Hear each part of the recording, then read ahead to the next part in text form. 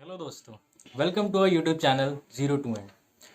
तो आज ये जो हमारी यूट्यूब चैनल हमने स्टार्ट किया है, सोसाइटी के हर उस एस्पेक्ट, हर एक इशू को सामने लाने के किया है जिससे लोग पब्लिकली बात नहीं कर पाते, काफ़ी हिचकिचाते हैं और जिस वजह से काफ़ी सारे कन्फ्यूजन्स और क्वेश्चंस जो उनके दिमाग में क्रिएट होते हैं। तो ऐसा ही हम एक टॉपिक को सामने लेके आ रहे हैं आपके सामने, जो कि है कज़न्स मैरिज, जिस पर अक्सर लोग काफ़ी सारे कन्फ्यूजन्स होते हैं, काफ़ी सारे क्वेश्चंस होते हैं जिनका उन्हें जवाब नहीं मिल पाता। तो आज हमारे सामने ऐसे ही एक शख्स हैं जिनका नाम है मुस्तफ़ा फुरकान शाह, जिन्होंने काफ़ी एनालिसिस किया है इस टॉपिक पर और वो हमारे काफ़ी सारे क्वेश्चंस का आज आंसर देंगे। तो हेलो हेलो दोस्तों, welcome to zero to end. तो तो स्वागत है आपका हमारे इस यूट्यूब चैनल पर। Thank you so much. तो जो पहला क्वेश्चन जो हमारे दिमाग में आता है, काफ़ी बेसिक क्वेश्चन कि कज़न मैरिज आखिर क्या होती है। सबसे पहले यही समझना बहुत ज़रूरी है जी, कज़न मैरिज क्या होती है। कज़न मैरिज मीन्स जब आप जिससे शादी करने जा रहे हैं तो उसके जो ग्रांड पेरेंट्स हैं, आपके और उसके जो ग्रांड पेरेंट्स हैं वो सेम होना। इट मीन्स मतलब नाना नानी, दादा दादी या दादा दादी का सेम होना। तब इसमें आपके कौन कौन हो सकता है, चचेरे भाई बहन, चाचा का बेटा या चाचा का बेटी हो सकती है, बुआ का बेटा या बेटी हो सकती है, मौसी का बेटा और बेटी हो सकती है। ये सब किस में आते हैं, कजन्स में आते हैं। जब ये आपस में शादी करते हैं इनको क्या बोलते हैं, कजन मैरिज। क्लियर है। अच्छा, तो आखिर लोग करते क्यों हैं? आई मीन, जब इतने सारे ऑप्शंस हमें अवेलेबल हैं आउटसाइड, तो हम क्यों अपने फैमिली में ही कजन्स के साथ मैरिज करते हैं? इसके बहुत सारे रीजंस हैं वैसे तो, लेकिन जो मेन रीजंस हैं हम उन पर फोकस करेंगे। पहला रीजन जो इसमें सबसे बड़ा रीजन ये होता है कि प्रॉपर्टी को लेकर के, कि कुछ लोग चाहते हैं कि जो हमारी प्रॉपर्टी है वो किसी दूसरे में डिवाइड ना हो, हमारी प्रॉपर्टी हमारे फैमिली में ही खानदान में रहे। या हमारी फैमिली में ही रह जाए। तो वो अपने फर्स्ट कज़न या सेकंड कज़न से जो है वो शादी कर लेते हैं। और और भी रीजंस हैं इनके पीछे, जैसे कि फैमिली फेयर, कि अगर किसी अननोन से आप रिश्ता करते हैं या शादी करते हैं तो कुछ फैमिली के बीच बीच में कुछ फेयर होता है, कुछ डर होता है कि हम कैसे बात करेंगे, हम स्टार्टिंग में कैसे बात करना है उनसे, चीज़ों को खुल के नहीं बोल पाते हैं। बट हम अगर कजन आपस में शादी करते हैं, मतलब क्लोजली रिलेटेड अगर रिलेटिव्स होते हैं, उनमें जो शादी होती है तो फैमिली फेयर लगभग खत्म हो जाता है। और तीसरा जो सबसे बड़ा रीज़न है वो ये है कि जो लोग मानते हैं कि हमारी समाज में बहुत इज्जत है, हमारा बहुत रुतबा है, हम बहुत पैसे वाले हैं, तो उनको क्या लगता है कि हमारे जैसा जो है वो कोई खानदान और या खानदान नहीं मिल फैमिली पाएगा। जो है नहीं मिल पाएगी, तो अपनी ही फैमिली में वो क्या कर लेते हैं, शादी कर लेते तो ये रीजंस होते हैं हैं। कि ये रीजंस हैं बेसिकली।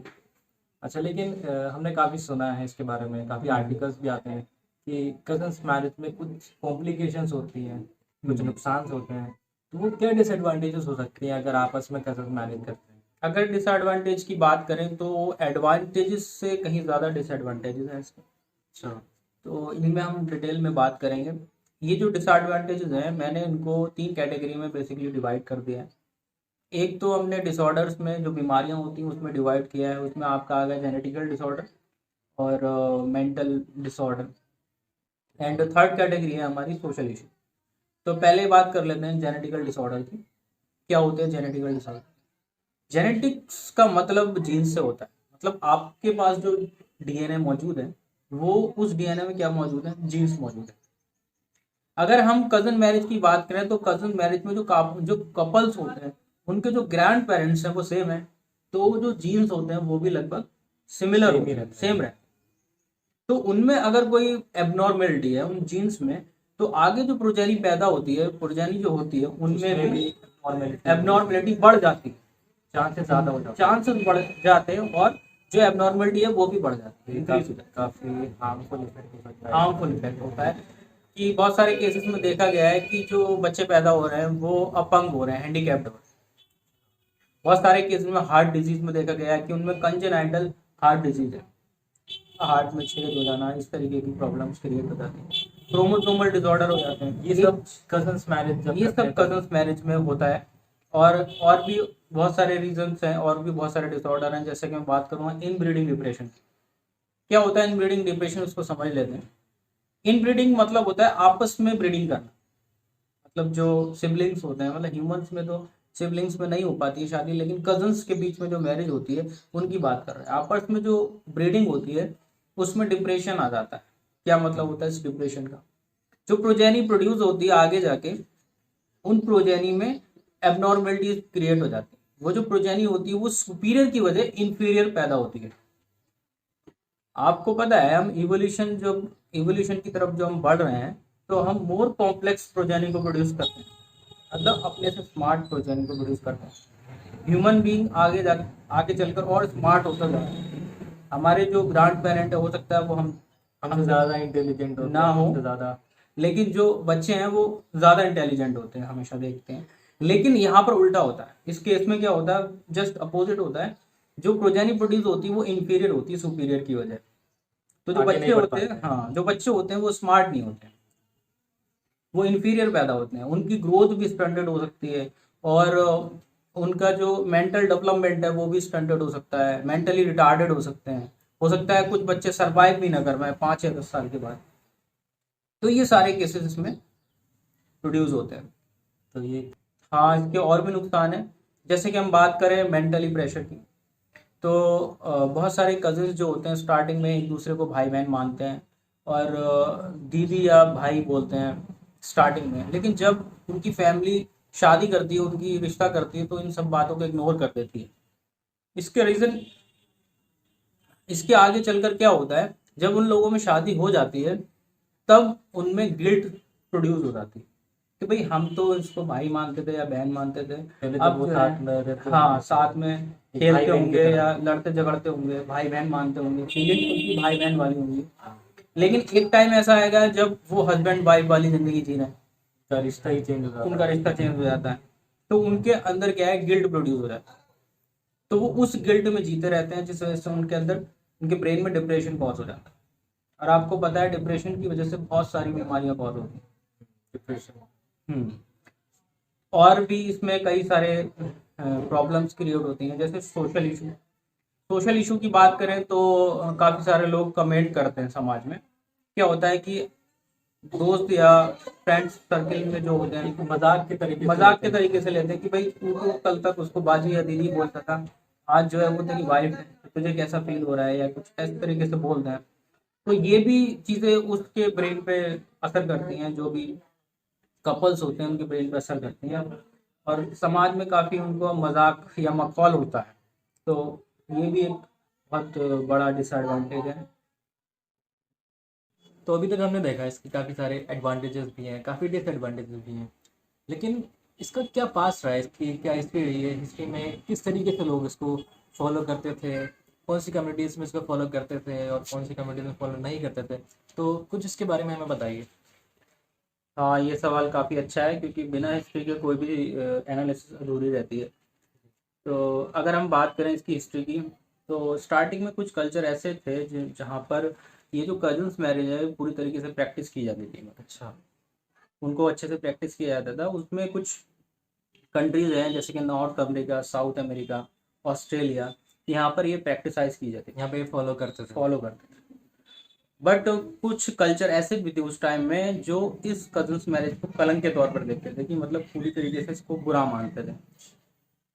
बट अगर कुछ रिलीजन के बेसिस पे बात की जाए, तो कुछ रिलीजन्स ऐसे भी हैं जो कजन्स मैरिज को पूरी तरीके से गलत मानते हैं, प्रोहिबिटेड है वहाँ। प्रोहिबिटेड है। उन रिलीजन की बात कर लें जैसे कि हिंदुइज्म, कैथोलिज्म, जहाँ पर फिफ्थ कजन्स तक जो है मैरिज जो है वो अलाउड नहीं है। अलाउड नहीं है। बट अगर कुछ अदर रिलीजन की बात करें तो वहाँ पर फर्स्ट कजन तक जो है आप मैरिज कर सकते हैं नॉर्मली। जैसे उनमें कुछ रिलीजन है जैसे कि इस्लाम हो गया और जुडाइज्म हो गया, तो यहाँ पे फर्स्ट कजन मैरिज अलाउड होती है। पूरी तरीके से अलाउड है यहाँ पर, तो नॉर्मल है, आप चचेरे भाई बहन से जो है वो शादी कर सकते हैं। बट अभी रिसेंट में देखें तो कुछ कंट्रीज ऐसी भी हैं वहाँ के जुरिसडिक्शन में जो कजन्स मैरिज है पूरी तरीके से बैंड है। जैसे जैसे कि चाइना हो गया आपका, ताइवान हो गया, नॉर्थ कोरिया हो गया, साउथ कोरिया हो गया, फिलीपींस हो गया, और साउथ यूएस के कुछ स्टेट्स हो गए, यहाँ पर पूरी तरीके से कजन्स मैरिज पूरी तरीके से बैंड है। तो यहाँ पर चाहे आप किसी भी रिलीजन के हो, आप उसको फॉलो नहीं कर हाँ सकते। हाँ, किसी भी रिलीजन से आप क्यों ना ताल्लुक रखते हो अपना, लेकिन आप कजन मैरिज नहीं कर सकते हो। मतलब गवर्नमेंट ने इसको बैन कर गवर्नमेंट दिया। ने इसको बैन कर दिया, ज्यूरिसडिक्शन ने इसको बैन कर दिया। हाँ जी। तो अभी तक हमने काफ़ी सारे क्वेश्चंस पूछे, उसके सवाल हमें काफ़ी हद तक मिले। तो आई होप कि आप सबको आपके कन्फ्यूजन्स जो हैं वो मिटे होंगे, कम हुए होंगे। सो एंड में हम आपसे ये क्वेश्चन पूछना चाहते हैं कि आपका क्या पॉइंट ऑफ व्यू, आप क्या मानते हैं, आपकी क्या सोच है इस बारे में कि लोगों को कजन्स मैरिज करनी चाहिए या नहीं करनी चाहिए? देखिए, किसी भी चीज़ को गलत या सही ठहराने के लिए हमें उसकी पहले एनालिसिस करना पड़ती है, और उसमें ये देखना पड़ता है कि इसके कितने एडवांटेजेस हैं और कितने डिसएडवांटेजेस। जी बिल्कुल। अगर हमें किसी चीज़ को सही ठहराना है तो हमें उसमें देखना पड़ेगा इसकी एडवांटेजेस डिसएडवांटेजेस से कहीं ज़्यादा हैं तो वो चीज़ सही होती है, जाहिर सी बात। तो हमने इसकी एनालिसिस की, अभी हमने इतनी सारी डिस्कशन किया है, तो उसमें हमने देखा कि बहुत सारे यहाँ डिसएडवांटेजेस सामने आए।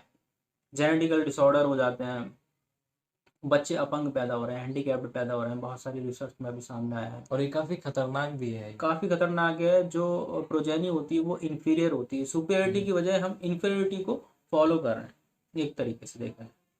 तो डिसएडवांटेज इसके जाहिर है बहुत ज़्यादा है। तो मैं चाहूँगा कि ये कज़न मैरिज को फॉलो ना किया जाए, इसको प्रैक्टिस ना किया जाए। तो मेरा आप लोगों से यही रहेगा मैसेज और सजेशन कि कज़न मैरिज को आप ना करें फॉलो। बट आप, कुछ लोग कहेंगे कि हमारे पास मजबूरियां हैं या कुछ भी है, तो मुझे लगता है कि आप अपनी कम्युनिटी में भी अगर शादी करेंगे, मैरिज करेंगे, तो आपके पास हज़ारों ऑप्शंस मिल जाएंगे। तो ऑप्शंस की कमी नहीं है, ज़रूरी नहीं है आप अपनी कज़न से ही शादी करें। आपके पास बहुत सारे ऑप्शंस हैं। अगर आप बाहर जाके देखेंगे, बाहर जाके घूमेंगे, तो आपकी कम्युनिटीज़ में भी आपको बहुत सारे ऑप्शंस मिल जाएंगे। क्योंकि अगर थोड़ा सा ही रिस्क है तो क्यों वो उठाना, क्योंकि ये बहुत बड़ी चीज़ है। अगर आपके जो आगे की जनरेशन है वही अगर ठीक नहीं है तो फिर आप क्यों तो ये हमारी वीडियो में था। और अगर आपको हमारा काम अच्छा लगा हो, हमारी वीडियो अच्छी लगी हो, नॉलेजेबल लगी हो, तो प्लीज़ इसको लाइक करिए, सब्सक्राइब करिए और शेयर करिए ज़्यादा से ज़्यादा, ताकि और भी लोगों के जो कन्फ्यूजन्स हैं वो भी ख़त्म हो सकें, जो उनके क्वेश्चंस हैं उसका आंसर उन्हें मिल सके। तो थैंक यू सो मच। और अगर आप चाहते हैं कि हम ऐसे ही एजुकेशनल वीडियोस, ऐसे ही इन मुद्दों पर, जिन मुद्दों पर लोग नहीं बात कर पाते, बनाते रहें, तो हमारे काम को सपोर्ट करिए, हमारे चैनल को सब्सक्राइब करिए और लाइक करिए और शेयर करिए।